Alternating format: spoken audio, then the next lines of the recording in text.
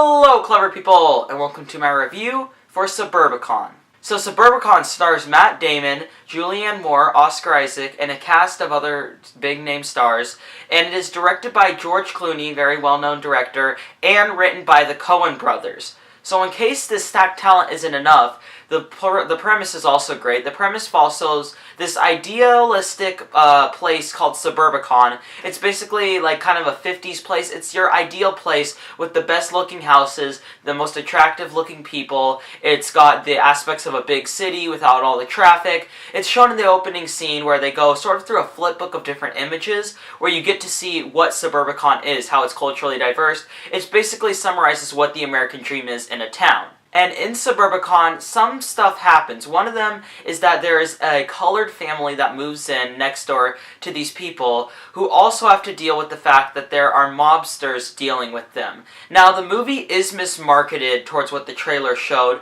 so I can't quite go into how mobsters are related to them, but they are related in a certain way. And then there's also the race component, so it's about how these two aspects are going on, and how it follows basically the two boys put in those situations and how they develop and come of age. Suburbicon was definitely one of my most anticipated releases of the year. Prior to reviews coming out, I was ecstatic to see this movie because the director seemed really great, although he hasn't done too much great work, but it is written by the Coen brothers, who are absolutely amazing writers, who even their lesser work can still be really good. And it had a cast of talented people, but also the trailers were astounding. They were awesome. They made it look extremely stylistic, extremely funny, and extremely relevant, so I was really looking forward to it.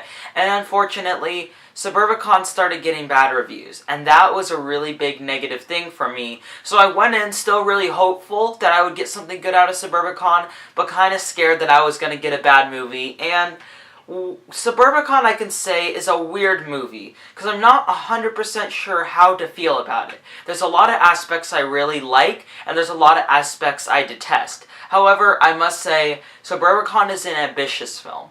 It is a very nice film to come out around this time, because it's always around October time that you get sort of a lack of creativity in big name releases. And with just last week getting Boo 2, A Medea Halloween, and Geostorm, and The Snowman, and then this week getting Jigsaw and Thank You for Your Service, it was just a good week to have something different like this come out. And I will say that this movie is this year's Rules Don't Apply for me. Because last year, Rules Don't Apply came out, it got some really mixed reviews, a lot of them were on the negative side, because of a lot of structural and tonal flaws.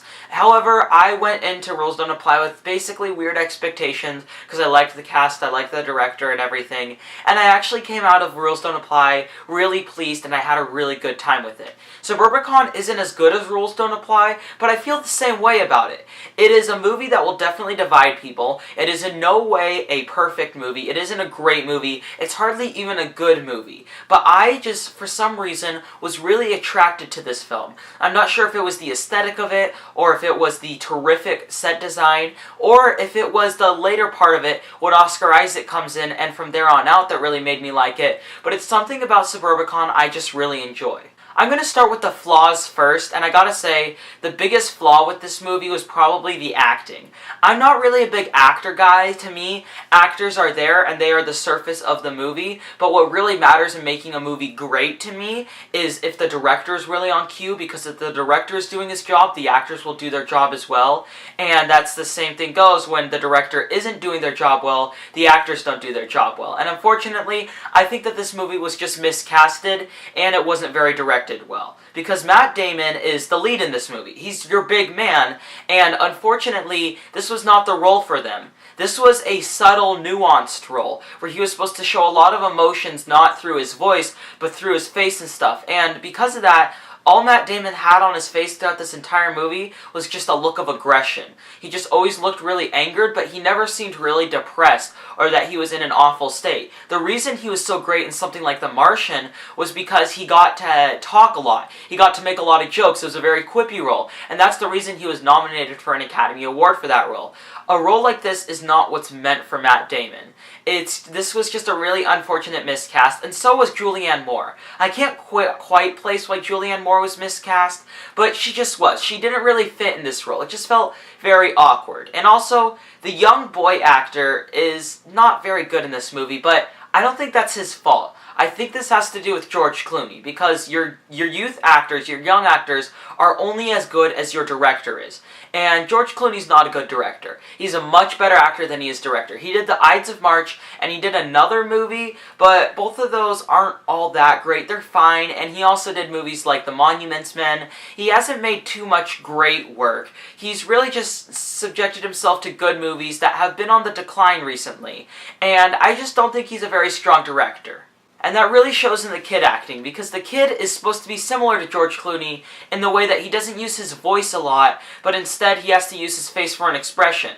But the thing is, he's a young boy who's acting for the first time, so it's hard for him. So most of the time it just looks like he's walking around with a blank look on his face, and it doesn't really look good. I will say, though, that Oscar Isaac kills it in this movie. Unfortunately, he's hardly in it. He is there for a smaller time than I would have liked, but for the small time that he did, he had a ton of fun with it. He looked great on camera, and he just perfectly fit into that role. He had so much fun with it, he had a great time with it, and I think that if the movie maybe would have centered on him, it could have been a lot better. Because I think that one of the biggest issues with this movie, which does come from directing, is its structure and in the fact that it can't really decide what it wants to focus on. I like the idea of having two subplots, one of this crime thing going on, and one of this African-American family moving in. However, I think that they had a hard time on what to focus on. They would focus on the two subplots, and then they would also focus on the little boys and their interaction, and then it would also focus purely on the mobsters. It jumped around way too often, and it couldn't really find where it was trying to go or what it was trying to be.